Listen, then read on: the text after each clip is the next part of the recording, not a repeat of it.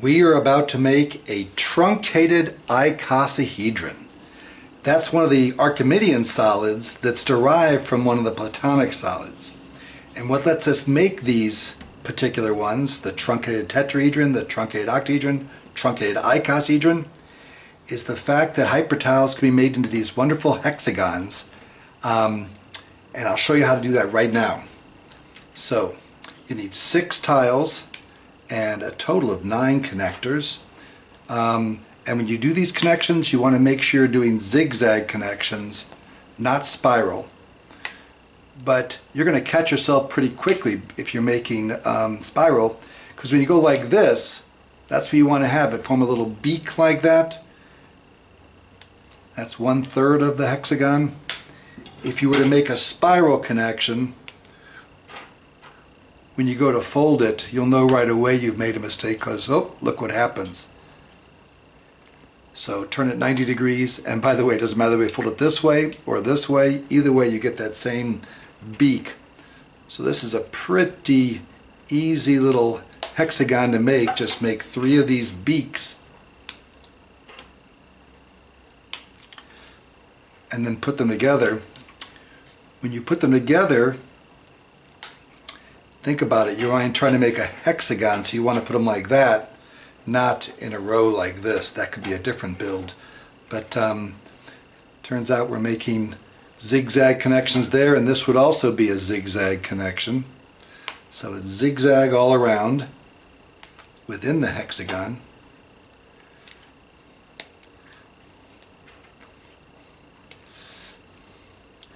And if you've done that, it says, wait, that doesn't look quite the same.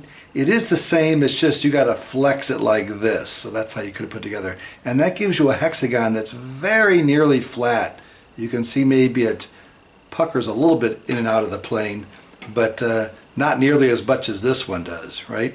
So this hexagon is flat, and look at how hexagons occur in each of these solids. That's because we've taken a Platonic solid made of triangles, and if we cut off the corners, cut off the vertices, cut off each of the 3 corners of a triangle, you get a hexagon. So we've made these 2, we're about to make this one. This actually will require 20 of these hexagons. Well, I've made them, so I have 20 already. And you're saying, where are the 20? Well, I've stacked them. It's kind of fun. There are my 4 green, my 4 blue, 4 purple, 4 orange, 4 yellow. It's going to take me a while to put these together, so I'll start off and then I'm going to fast forward through it. Also, these are the stronger connectors, and you're definitely going to want to use these, the stronger connectors, but on top of that, I would suggest having every connection be twofold, like hinges on a door, okay?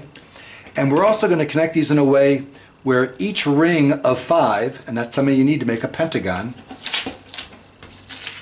We made triangles, squares, now we're going to make pentagons out of these hexagons. So a ring of 5 hexagons will leave a pentagon hole in it. So anyway, so that pentagon, all the 5 hexagons are on it will be of a different color. Okay? So, also, this is important. The connections between these need to be spiral connections, not zigzag. If I were zigzag, you see how these are like right next to each other?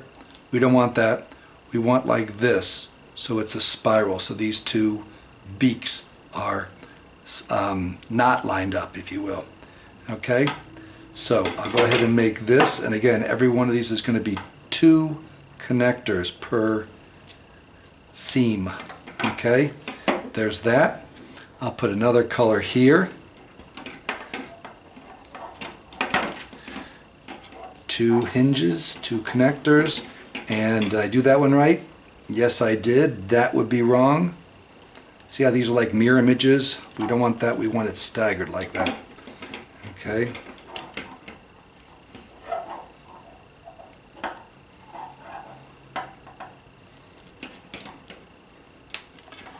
Okay. I'll go, purple and blue. I probably shouldn't have purple and blue next to each other. I might rethink that right there. These 2 are pretty close in color, and I don't want them next to each other then.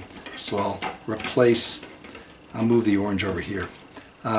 Spiral connection here with 2 connectors.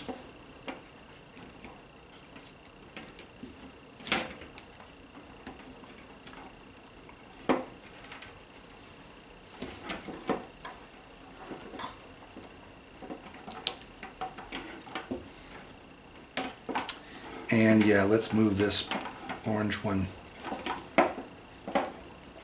just so I don't have the 2 blues, well, the purple and blue right next to each other. Whoop. There we'll go. We'll move that to here. That'll probably work better. Okay, and now we'll put the blue one here, not like that. Rotate it 60 degrees, like that.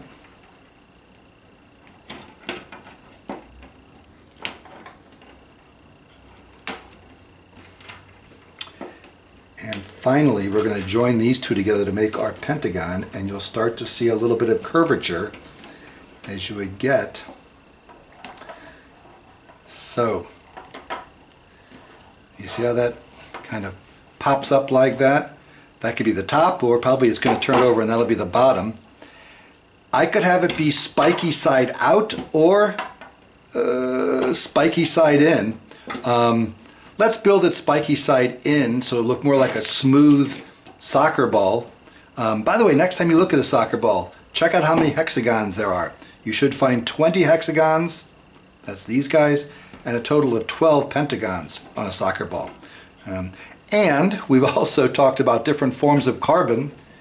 In a previous video, we built diamond, which is this beautiful structure.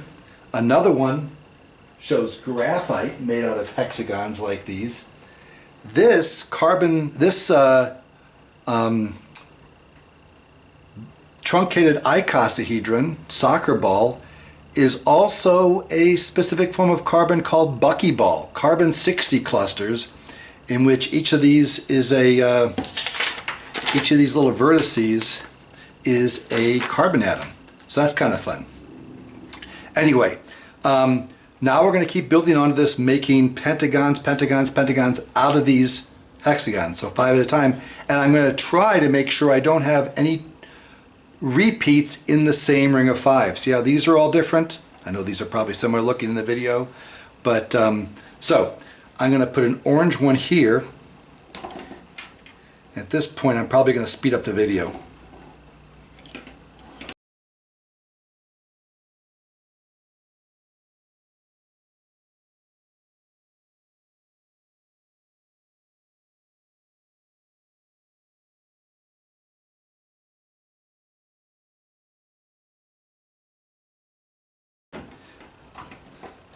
Okay, even though I sped up that video, you may have seen that I made a mistake on the position of these 2.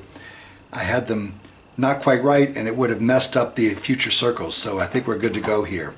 I've always got to make sure I have orange, blue, and purple. It becomes like a little puzzle. I obviously want to put a yellow in here and a green. If I put the yellow one here, that won't work because I'm going to have 2 yellows in this circle, so the yellow has to go here.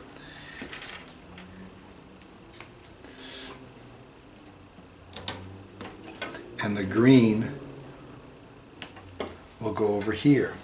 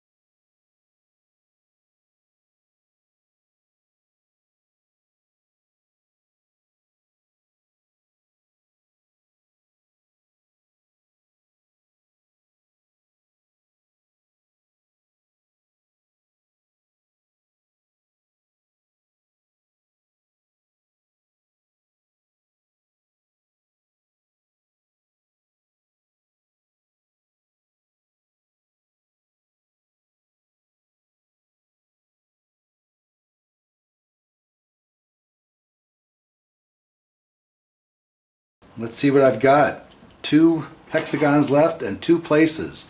A blue there and then a purple to close it off.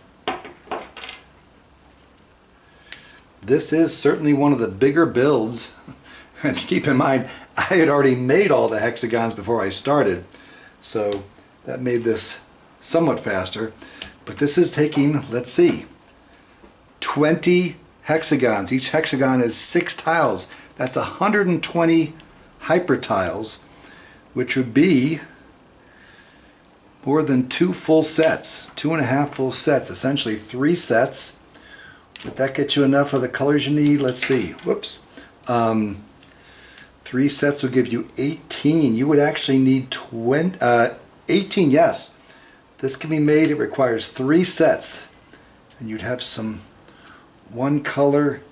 You have 3 colors left over, black, white, and another color if you're using all colors like I did here.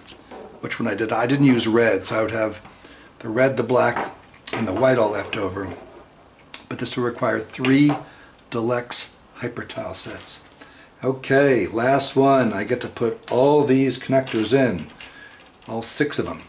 Why am I using 2 connectors per seam? Just because this is so big and unwieldy that if I only use one, I think I'd be frustrated with how many times it came apart, even though these are the stronger connectors. Okay, here we go. And I got to make sure this one's put in right. And is it? That's right, that's right, and that's right. This would be wrong all the way around. Yeah, so, good.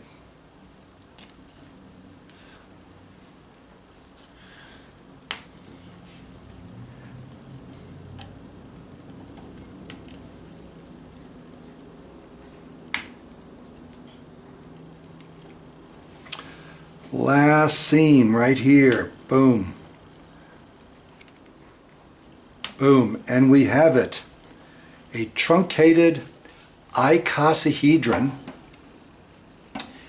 made of 20 hexagons, and in putting them together we created 12 pentagons. And nice little pattern here, and we saw this also in another one. The 4, let's just take the 4 yellow ones. Yellow, yellow, yellow, and yellow. And here, maybe you can see, if I hold them right, that they define the 4 vertices of a tetrahedron. Same with the 4 orange. Same with the 4 blue. Okay? So, kind of neat that a tetrahedron, 5 of them, would be interlocking within this truncated icosahedron. Okay, and again, remember this is also, oh, look at that seam that came loose there.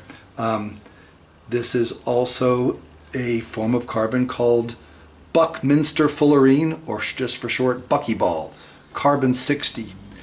Let's take this now, I'll probably put it on fast forward as I do this.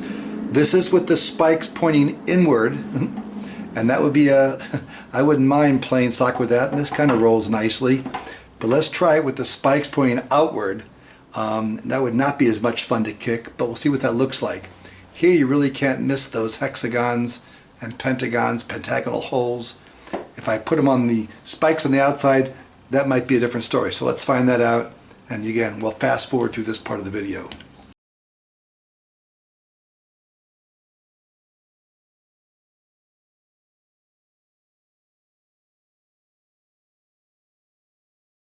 You can't even see the whole thing. I'll kind of pan back and forth here so you can see this entire laid out version of it.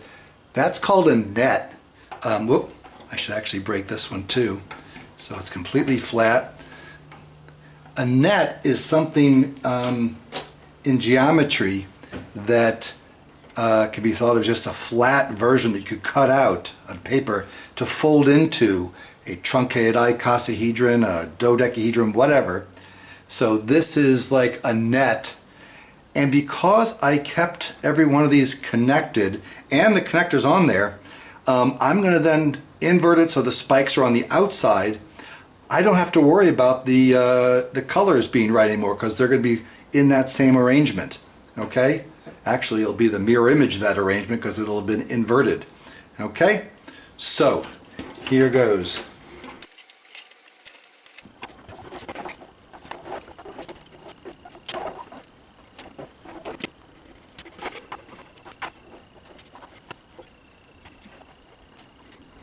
Okay, how long did that take me?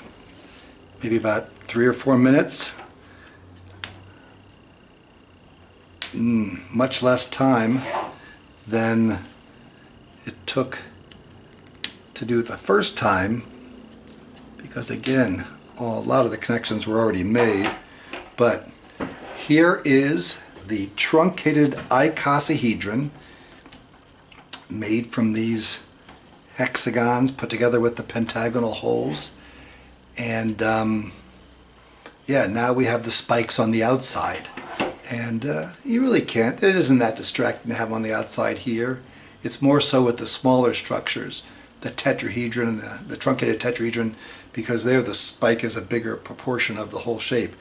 But here it kind of blends. But once again, this is 120 tiles. I don't know how many connectors, quite a few. There's 9 on each one of them. And on each hexagon, so that's 9 times 20 is 180. But we also have all these seams here. That probably adds another 20 or so. 2, 30, maybe 15. So I'm going to guess it's somewhere on the order of 205 or something like that connectors. But no matter. It's 120 tiles.